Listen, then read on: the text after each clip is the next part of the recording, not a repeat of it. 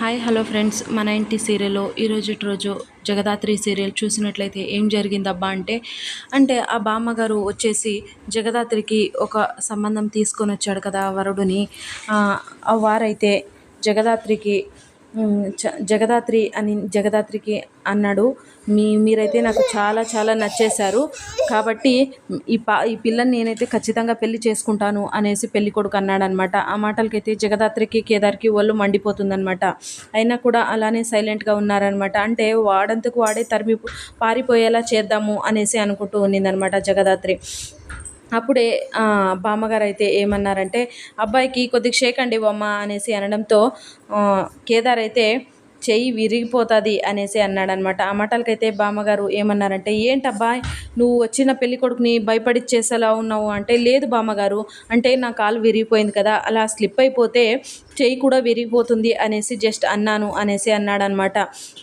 అప్పుడే సరేలే అనేసి అనడంతో, నాకు చాలా అంటే చాలా నచ్చేసింది అమ్మాయి అని అనడంతో నిషి అయితే ఏమనిందంటే, ఒప్పేసుకో చాలా బాగున్నాడు, మీ ఇద్దరికి సరిజోడు అనేసి అన్నారనమాట.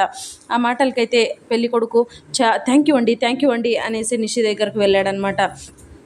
అప్పుడే జగదాత్రి వాళ్ళ అత్తయ్య ఏమనింది అంటే, మీ ఇద్దరికి ఈడు జోడు కరెక్ట్గా కుదిరినట్లుంది అమ్మాయి అనేసి అనడంతో పెళ్లి కొడుకు అక్కడికి దగ్గరికి వెళ్ళాడనమాట. ఆ అబ్బాయి దూరం దూరం అనడంతో అప్పుడే బ్లెస్ చేయండి అని బ్లెస్సింగ్ వెళ్ళు అనేసి జగదాత్రి వాళ్ళ అత్తయ్య అనిందనమాట. అక్కడికి వచ్చేసి జయంతి అనడంతో అక్కడికి వచ్చేసి పెళ్లి కొడుకు, నేను ఇప్పుడు నువ్వు ఒప్పుకుంటే నేను ఇలానే తాళి కట్టేస్తాను అనడంతో జగదాత్రికి అయితే కోపం వచ్చేసి, సరే నేను నీతో మాట్లాడాలనుకుంటున్నాను అనేసి అనడంతో, సరే వెళ్దాం రండి మాట్లాడదాము అంటే, పైనకి అన్నాడనమాట పెళ్లి కొడుకు. సరే అనేసి జగదాత్రి పైనకి తీసుకెళ్ళిందనమాట. గదిలోకి తీసుకెళ్ళి ఆ అబ్బాయిని కొట్టిందనమాట.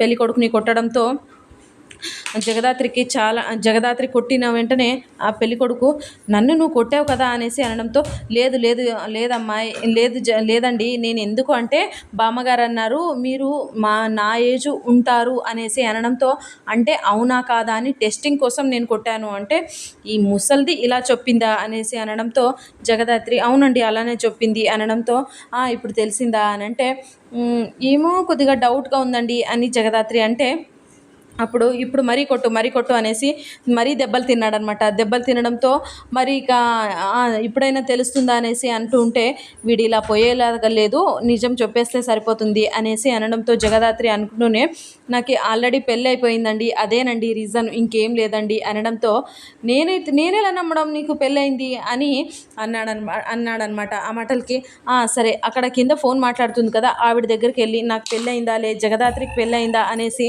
అడగండి చెప్తుంది అనేసి అన్నాడనమాట.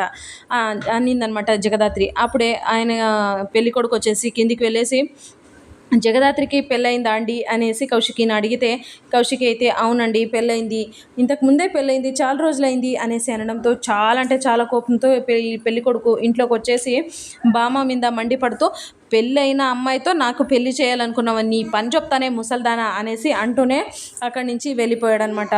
ఇది ఇలా ఉండగా మరుసటి రోజు అంటే కేదార్ మరియు యువరాజ్ హోమం చేయాలి కదా, అంటే అప్పుడే కౌశికి ఇద్దరికి చైన్ తీసుకొని వచ్చిందనమాట. ఆ చైను వాళ్ళ నాన్నగారు అంటే సుధాకర్ చైను చూస్తూ ఉంటే, కేదార్కి ఈ చైన్ అయితే చాలా అంటే చాలా బాగా కనిపిస్తుంది కదమ్మా కౌశికి అనేసి అన్నాడనమాట.